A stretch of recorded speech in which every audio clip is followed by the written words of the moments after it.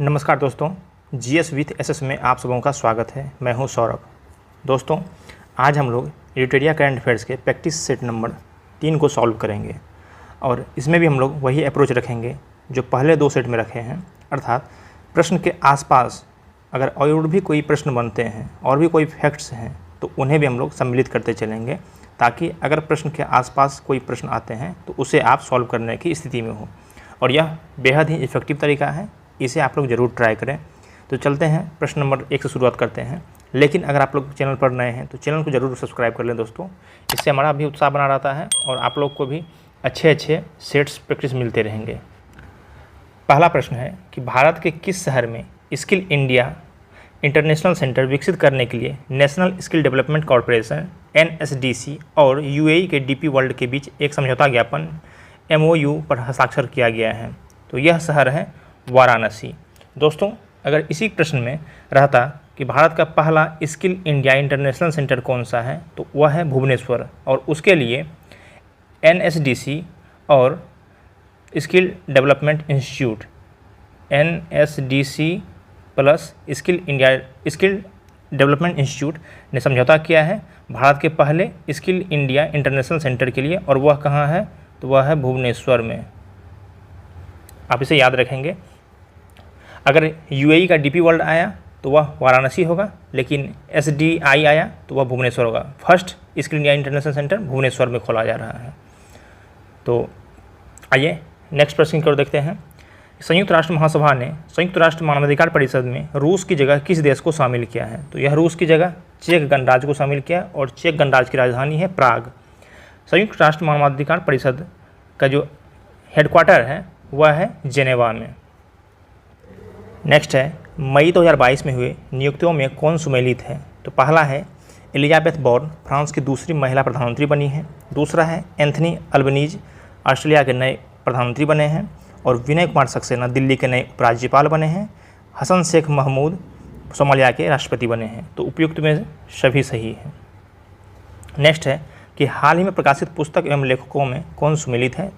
तो यहाँ सभी सुमेलित हैं। अर्थात रस्किन बॉन्ड के लेखक, रस्किन बॉन्ड जो हैं ये लेखक हैं किस पुस्तक के? तो listen to your heart, the London adventure, Preeti Shenoy, a place called home, और Bimal Jalan, the India story. Next आइए देखते हैं कि हाल ही में हुए निधन एवं संबंधित क्षेत्र से सुमेलित करना है। तो लियोनिद क्राउचुक यूक्रेन के राष्ट्रपति थे। अब्दुल गफ्फार चौधरी बांग्लादेश के क्रांतिकारी भाषा आंदोलन गीत के गीतकार थे। और एंड्रयू सैमंड्स ऑस्ट्रेलिया के पूर्व क्रिकेटर थे। ऑस्ट्रेलिया के ही एक पूर्व क्रिकेटर शेन वार्न का भी निधन हुआ है, तो इसे भी आप लोग याद रखेंगे। तो उपयुक्त सभी सुमेलित हैं। अगला है कि किस मंत्रालय द्वारा केंद्रीकृत अधिकार अनुमोदन के लिए गतिशक्ति संचार पोर्टल का विमोचन किया गया? तो गतिशक्ति संचार पोर्टल का विमोचन किया गया है संचार मंत्रालय के दूरसंचार विभाग द्वारा। नेक्स्ट है कि बैंकॉक में आयोजित उबेर कप 2022 किस देश ने जीता? तो यह जीता है चीन को हरा के दक्षिण कोरिया ने।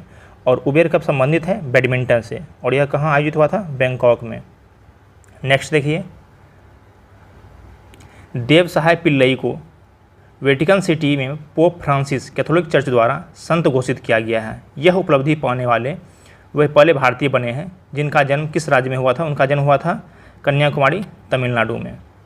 नेक्स्ट देखिए, मई 2022 में राष्ट्रपति रामनाथ कोविंद ने किस देश के संसद के दोनों सदनों को संबोधित किया? तो यह जमैका के संसद के दोनों सदनों को संबोधित किया। हाल ही में गृह मंत्रालय अमित शाह द्वारा राष्ट्रीय साइबर फोरेंसिक प्रयोगशाला NCFL का उद्घाटन कहाँ किया गया? तो यह उद्घाटन किया गया हैदराबाद में। नेक्स्ट क्वेश्चन देखिए, 26 मई 2022 को राष्ट्रपति रामनाथ कोविंद ने इस शहर में पहले राष्ट्रीय महिला विधायक सम्मेलन का 2022 का उद्घाटन किया है। तो कहाँ किया है? तो तिरुवनंतपुरम में पहले राष्ट्रीय महिला विधायक सम्मेलन का उद्घाटन किया रामनाथ कोविंद ने। अगला है कि रक्षा मंत्री राजनाथ सिंह द्वारा स्वदेश निर्मित 2 युद्धपोतों सूरत और उदयगिरी को कहाँ लॉन्च किया गया? तो यह लॉन्च किया गया मुंबई में। नेक्स्ट, निम्नलिखित में से किस व्यक्ति को मानद commander of the order of the British Empire CBE से सम्मानित किया गया? तो यह पीरामल ग्रुप के अजय पीरामल को किया गया है। यह पीरामल ग्रुप के CEO हैं। नेक्स्ट देखिए, अगला है कि इस्तांबुल में आयोजित विश्व महिला बॉक्सिंग चैंपियनशिप 2022 कहाँ आयोजित हुआ है? इस्तांबुल में। किस भारतीय महिला खिलाड़ी ने 52 किलो वेट वन में स्वर्ण पदक जीता है। तो 52 किग्रा भार वर्ग में अर्थात वेट में निखत जरीन ने स्वर्ण पदक जीता है। और निखत जरीन ने अभी जो कॉमनवेल्थ गेम हुआ वहाँ भी उन्होंने स्वर्ण पदक जीता है। तो यह किस वेट कैटेगरी में है? 52 kg वेट कैटेगरी में है। उसके बाद यहाँ लवलीना बोरगोहेन है, यह 69 kg वेट कैटेगरी की खेलती हैं। और मेरी कॉम जो है वो 51 kg वेट कैटेगरी की हैं। और सरिता देवी भी बॉक्सर ही हैं, वो 60 kg की वेट कैटेगरी में खेलती हैं। तो आपको वेट कैटेगरी याद रखना है इसका 52 kg। नेक्स्ट देखिए, मई 2022 में आयोजित 12वां हॉकी इंडिया सीनियर महिला राष्ट्रीय चैंपियनशिप 2022 का खिताब किस राज्य ने अपने नाम किया है? तो यह किया है उड़ीसा ने। और अगर यहाँ महिला की जगह पुरुष होता तो पुरुष में किया है हरियाणा ने। चलिए नेक्स्ट क्वेश्चन की तरफ देखते हैं कि हाल ही में संचार मंत्री अश्विनी वैष्णव ने किस शैक्षणिक संस्थान में भारत में 5G कॉल का पहला सफल परीक्षण किया है? तो 5G कॉल का पहला सफल परीक्षण IIT मद्रास के कैंपस में किया गया है। दोस्तों अभी हाल ही में 5G का ऑक्शन हुआ है, अर्थात बिड लगा है, उसका बोली लगाया गया है उसके स्पेक्ट्रम का। तो उसमें भारत सरकार को 1.5 लाख करोड़ रुपए प्राप्त हुए हैं। और जो टॉप बिडर रहा था वह जियो रहा था। तो यह प्रश्न अगर आए कि 5G ऑक्शन में टॉप बिडर कौन रहा, तो वह जियो रहा टॉप बिडर। और इसमें भारत सरकार को कितना रुपये प्राप्त हुआ है इस बिडिंग में? 1,50,173 करोड़। इसे आप याद रखेंगे कि 5G में भारत सरकार को 1,50,173 करोड़ रुपए प्राप्त हुए हैं। और टॉप बिडर रहा है जियो।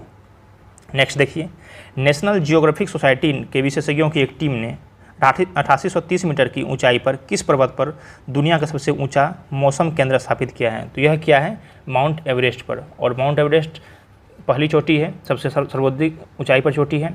दूसरी है गॉडविन ऑस्टिन और कंचनजंगा तीसरे नंबर पर आती है। और आल्प्स पर्वत के बारे में जानते होंगे, यह यूरोप और एशिया के बीच में है। तो यह यूरोप में है स्थित। और इसकी सबसे ऊंची चोटी जो है वह माउंट ब्लांक है, माउंट ब्लांक। नेक्स्ट देखिए, निम्नलिखित में से किस देश ने अंतरिक्ष टेलीस्कोप की सहायता से दुनिया के पहले रहने योग्य ग्रह की खोज की योजना बनाई है? तो यह चीन ने बनाई है। नेक्स्ट देखिए, किस भारतीय कंपनी ने संयुक्त राज्य अमीरात की प्रमुख T20 लीग में एक फ्रेंचाइजी का अधिग्रहण किया है? तो यह किसने किया है? अडानी स्पोर्ट्स लाइन ने किया है। संयुक्त राज्य अमीरात की UAE की T20 लीग में एक फ्रेंचाइजी का अधिग्रहण किया है अडानी स्पोर्ट्स लाइन ने। और यहाँ जो दिया गया है बैजू, यह भारतीय क्रिकेट टीम का प्रायोजक है अभी वर्तमान में।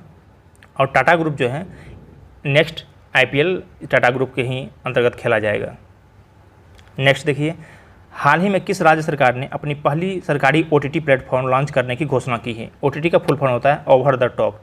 और यह की है केरल सरकार ने सरकारी OTT प्लेटफॉर्म लॉन्च करने की घोषणा की है। किस संस्था द्वारा 10 लाख महिला आशा कार्यकर्ताओं को ग्लोबल हेल्थ लीडर्स अवार्ड से सम्मानित किया गया? तो किस संस्था द्वारा किया गया है? तो WHO द्वारा किया गया है। आशा का फुल फॉर्म क्या होता है? Accredited social health activist. Accredited social health activist ASHA का यह फुल फॉर्म होता है। जहाँ तक WHO की बात है तो WHO का मुख्यालय है जेनेवा में। और इसकी स्थापना हुई थी 1948 में और 7 अप्रैल 1948 को। तो 7 अप्रैल को जो है 7 अप्रैल को इसलिए विश्व स्वास्थ्य दिवस मनाया जाता है। नेक्स्ट देखिए, इंग्लिश प्रीमियर फुटबॉल लीग 2021-22 का खिताब निम्नलिखित में से किस टीम ने जीता? इंग्लिश प्रीमियर लीग फुटबॉल का खिताब 2021-22 का किस टीम ने जीता? तो मैनचेस्टर सिटी ने जीता है इसे। अगला है, निम्नलिखित में से किस देश ने मंकी पॉक्स से पीड़ित मरीजों के लिए 21 दिन का अनिवार्य क्वारंटाइन शुरू किया है और ऐसा करने वाला वह पहला देश बन गया है? तो वह है बेल्जियम। भारत में मंकी पॉक्स का पहला केस जो है वह दिल्ली में आया था और पहला डेथ जो हुआ था वह केरला में हुआ था। मंकी पॉक्स से पहला मामला भारत में दिल्ली में आया है और डेथ केरला में हुआ है। कि भारतीय मूल के किस बिजनेसमैन को दूसरी बार लंदन बरो ऑफ साउथवर्क के मेयर के रूप में चुना गया है? तो यह चुना गया है सुनील चोपड़ा को और इनका संबंध जो है लेबर पार्टी से है। नेक्स्ट देखिए, निम्नलिखित में से किसे भारतीय सेना की पहली महिला कॉम्बैट एविएटर के रूप में आर्मी एविएशन कॉर्प्स में शामिल किया गया है? तो यह शामिल किया गया है कैप्टन अभिलाषा बराक को। आप लोग यहाँ देख रहे हैं कैप्टन भावना कंठ है। यह भावना कंठ पहली महिला फाइटर पायलट हैं जो रिपब्लिक डे परेड में भाग ली थी। और कैप्टन मोहना सिंह जो है यह IAF अर्थात इंडियन एयरफोर्स की पहली महिला बैच की सदस्य हैं। इसमें कैप्टन मोहन सिंह और भावना कंठ यहाँ जो दिख रही हैं और अवनी चतुर्वेदी इसमें सम्मिलित थी। नेक्स्ट देखिए 26 नंबर क्वेश्चन है, प्रधानमंत्री नरेंद्र मोदी ने किस शहर के प्रगति मैदान में 27 मई को देश के सबसे बड़े ड्रोन महोत्सव भारत ड्रोन महोत्सव 2022 का उद्घाटन किया है? तो प्रगति मैदान दिल्ली में स्थित है, नई दिल्ली में। नेक्स्ट देखिए, और पहला ड्रोन मेला जो है वह कहाँ आयोजित हुआ था? तो वह हुआ था ग्वालियर में। अगला प्रश्न है कि निम्नलिखित में से किस हिंदी लेखिका को उसके उपन्यास रेत समाधि टॉम्ब ऑफ सैंड के लिए अंतर्राष्ट्रीय बुकर प्राइज से सम्मानित किया गया, जिसे डेजी रॉकवेल ने ट्रांसलेट किया है? तो आप सबको पता होना चाहिए कि अंतर्राष्ट्रीय बुकर प्राइज जो है किसी भी साहित्य के ऐसे रचना को मिलता है जिसका कि अंग्रेजी अनुवाद हुआ हो। तो इसका हिंदी अनुवाद जो है रेत समाधि है, जिसकी लेखिका हैं गीतांजलि श्री, और इसके इंग्लिश लेखिका का नाम है डेजी रॉकवेल, जिन्होंने इसे टॉम्ब ऑफ सैंड के रूप में ट्रांसलेट किया है। तो इसका आंसर होगा गीतांजलि श्री की यह रचना है रेत समाधि। और आप लोग याद रखेंगे कि डेजी रॉकवेल ने टॉम्ब ऑफ सैंड के नाम से इसे ट्रांसलेट किया है। नेक्स्ट देखिए, यह बहुत ही महत्वपूर्ण प्रश्न है। किसानों को आवश्यक वैज्ञानिक जानकारी प्रदान करने के उद्देश्य से प्रधानमंत्री नरेंद्र मोदी द्वारा किस राज्य में दूधवानी नामक एक सामुदायिक रेडियो स्टेशन का उद्घाटन किया गया? तो यह किया गया गुजरात में। अगला देखिए, विश्व स्वास्थ्य संगठन ने किस राज्य में तंबाकू की खपत को नियंत्रित करने के प्रयासों को देखते हुए राज्य को विश्व तंबाकू निषेध दिवस पुरस्कार 2022 के लिए चुना है? तो यह चुना है झारखंड को। और विश्व तंबाकू निषेध दिवस कब मनाया जाता है? तो यह मनाया जाता है 31 मई को। नेक्स्ट देखिए, भुवनेश्वर में आयोजित राष्ट्रीय खनिज कांग्रेस में कोयला मंत्रालय द्वारा किस वर्ष तक 100 मिलियन टन कोयला का गैसीकरण प्राप्त करने का लक्ष्य रखा गया है? तो यह राष्ट्रीय खनिज कांग्रेस का जो आयोजन है वह क्या गया कहाँ था? भुवनेश्वर में। तो और यहाँ जो है 2030 तक यह लक्ष्य रखा गया है कि 100 मिलियन टन कोयला का गैसीकरण किया जाएगा। और किसके द्वारा रखा गया है? तो कोयला मंत्रालय द्वारा रखा गया है लक्ष्य। भारतीय वायुसेना के ग्रुप कैप्टन वरुण सिंह को मरणोपरांत किस पुरस्कार से सम्मानित किया गया? तो यह किया गया शौर्य चक्र से। आप सबको पता होगा कैप्टन वरुण सिंह जो हैं यह MI-17 V5 हेलीकॉप्टर को चला रहे थे, जिसमें कि जनरल बिपिन रावत बैठे हुए थे, और इन सब की मृत्यु हो गई थी एक प्लेन क्रैश में। और कहाँ हुई थी? तो यह हुई थी तमिलनाडु में। नेक्स्ट देखिए, ग्रीनको कंपनी द्वारा किस राज्य में 1500 करोड़ की 5230 मेगावाट की एकीकृत अक्षय ऊर्जा परियोजना भंडार IRESP अर्थात integrated renewable energy storage project की नींव रखी गई है? तो कहाँ रखी गई है? कुर्नूल आंध्र प्रदेश में रखी गई है। नेक्स्ट है कि किस देश में स्थित दुनिया का सबसे बड़ा पैदल यात्री सस्पेंशन ब्रिज यात्रियों के लिए खोल दिया गया है? तो यह चेक गणराज्य में है दुनिया का सबसे बड़ा पैदल यात्री सस्पेंशन ब्रिज। और इसका नाम क्या है? इसका नाम है स्काई ब्रिज 721 मीटर इसका लंबाई है, इसलिए इसको स्काई ब्रिज 721 कहा जाता है। नेक्स्ट, न्यू डेवलपमेंट बैंक, जिसको ब्रिक्स बैंक भी कहा जाता है, ने भारत में क्षेत्रीय कार्यालय खोलने की घोषणा की है। तो यह क्षेत्रीय कार्यालय किस राज्य में खोला जाएगा? देखिए, ब्रिक्स बैंक का जो है न्यू डेवलपमेंट बैंक या ब्रिक्स बैंक, इसका जो है हेडक्वार्टर है संघाई में, और इसका क्षेत्रीय कार्यालय जो है खोला जाएगा कहाँ? गुजरात में। गुजरात में कहाँ? गिफ्ट सिटी गुजरात में। गिफ्ट सिटी गुजरात में खोला जाएगा। और गिफ्ट सिटी का फुल फॉर्म क्या है? तो Gujarat international finance tech city, और यह भारत का पहला स्मार्ट सिटी है। नेक्स्ट देखिए, किस केंद्रीय मंत्री ने दावोस में हुए विश्व आर्थिक मंच वर्ल्ड इकोनॉमिक फोरम की बैठक में भारतीय प्रतिनिधिमंडल का नेतृत्व किया? तो किसने किया? पीयूष गोयल ने किया है। और जब भी WEF का बैठक होता है तो वह हमेशा दावोस में ही होता है। दावोस स्विट्जरलैंड का एक शहर है। नेक्स्ट देखिए, हाल ही में आयोजित महिला T20 चैलेंज 2022 का खिताब किस टीम ने जीता? तो यह जीता है सुपरनोवा ने, और सुपरनोवा के कप्तान हैं हरमनप्रीत कौर हैं। और यहाँ जो है ट्रेल ब्लेजर्स, इसकी कप्तान है स्मृति मंदाना, और वेलोसिटी की कप्तान है दीप्ति शर्मा। नेक्स्ट देखिए, भारतीय भूवैज्ञानिक सर्वेक्षण विभाग GSI ने बिहार के किस जिले में भारत के सबसे बड़े स्वर्ण भंडार का पता लगाया है? तो यह लगाया है जमुई में।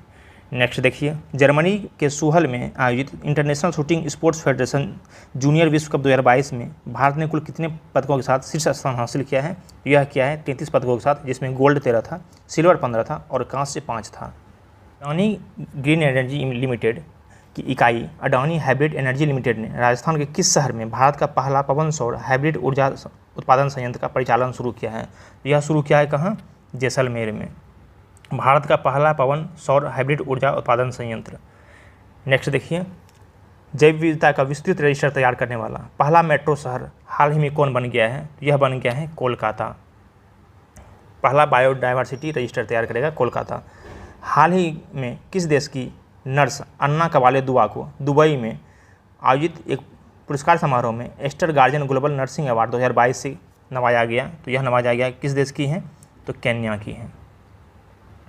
नेक्स्ट देखिए, निम्नलिखित में से किस संस्था द्वारा बालिका सशक्तिकरण मिशन की शुरुआत की गई है? तो यह की गई है NTPC द्वारा। और आप सबको पता होगा कि 24 जनवरी को राष्ट्रीय बालिका दिवस मनाया जाता है, जबकि 11 अक्टूबर को इंटरनेशनल बालिका दिवस अर्थात अंतर्राष्ट्रीय बालिका दिवस मनाया जाता है। 24 को नेशनल, 24 जनवरी को, और 11 अक्टूबर को मनाया जाता है इंटरनेशनल बालिका दिवस। कि हाल ही में नाटो साइबर रक्षा समूह में शामिल होने वाला पहला एशियाई देश कौन बना? तो पहला एशियाई देश बना है दक्षिण कोरिया। नाटो साइबर रक्षा समूह में शामिल होने वाला पहला एशियाई देश दक्षिण कोरिया बना है। नाटो का जो हेडक्वार्टर है वह है ब्रुसेल्स में, और इसकी स्थापना जो है 1949 में हुई थी। और अभी नाटो में कुल 27 यूरोपियन यूनियन के और 5 अन्य शामिल हैं, तो इस तरह से 32 सदस्य हैं। नेक्स्ट देखिए, हाल ही में संयुक्त राज्य पर्यावरण कार्यक्रम UNEP ने किसे champion of the earth life time achievement award से सम्मानित किया है? तो यह सम्मानित किया है डेविड एटनबरो को। और UNEP का हेडक्वार्टर जो है वह है नैरोबी केन्या में स्थित है। इसे आप याद रखेंगे, बहुत ही महत्वपूर्ण है क्योंकि अफ्रीका में एकमात्र हेडक्वार्टर है UN का। नेक्स्ट है कि all India open badminton championship 2022 के संबंध में कौन सा कथन सही है? पहला कथन है कि डेनमार्क के विक्टर एक्सेल्सन ने स्वर्ण पदक जीता, और दूसरा है भारत के लक्ष्य सेन ने रजत पदक जीता। तो यह दोनों कथन सही है। विक्टर एक्सेल्सन डेनमार्क के रहने वाले हैं, याद रखिएगा इस। नेक्स्ट है कि शहीद दिवस के अवसर पर प्रधानमंत्री नरेंद्र मोदी द्वारा भारत के किस शहर में बिप्लोबी भारत गैलरी का उद्घाटन किया गया? तो यह किया गया कोलकाता में। और कोलकाता में कहाँ किया गया है? तो विक्टोरिया मेमोरियल हॉल में किया गया है। नेक्स्ट देखिए, चयनित स्थानों पर बेहतर मृदा स्वास्थ्य के लिए कार्बन न्यूट्रल खेती शुरुआत करने वाला देश का पहला राज्य कौन बन गया है? तो यह बन गया है केरल। वही केरल जो पहला सरकारी OTT लॉन्च करने वाला है। नेक्स्ट देखिए, अल्पसंख्यक महिलाओं के नेतृत्व विकास के लिए शुरू की गई योजना नई रोशनी किस लिए शुरू की गई है? अल्पसंख्यक महिलाओं के नेतृत्व विकास के लिए, लीडरशिप डेवलपमेंट के लिए। तो इस नई रोशनी का संबंध किस मंत्रालय से है? तो यह है अल्पसंख्यक मामलों के मंत्रालय से संबंधित है। और अल्पसंख्यक मामलों के मंत्रालय के मंत्री भी कौन है? आप लोग कमेंट में जरूर बताएं। नॉर्वेजियन एकेडमी द्वारा साइंस एंड लेटर्स ने किस अमेरिकी गणितज्ञ को टोपोलॉजी में उनके व्यापक योगदान के लिए वर्ष 2022 के एबेल पुरस्कार से सम्मानित किया है? तो यह किया है डेनिस पार्नेल सुलिवन को किया है। यह अमेरिकी गणितज्ञ हैं। एशियाई बैडमिंटन चैंपियनशिप 2022 में PV सिंधु ने कौन सा पदक जीता है? तो PV सिंधु ने यहाँ कांस्य पदक जीता है, जब स्वर्ण पदक चीन की खिलाड़ी वांग जी यी ने जीता है, और रजत पदक जो है अकाने यामागुची जापान की खिलाड़ी ने जीता है।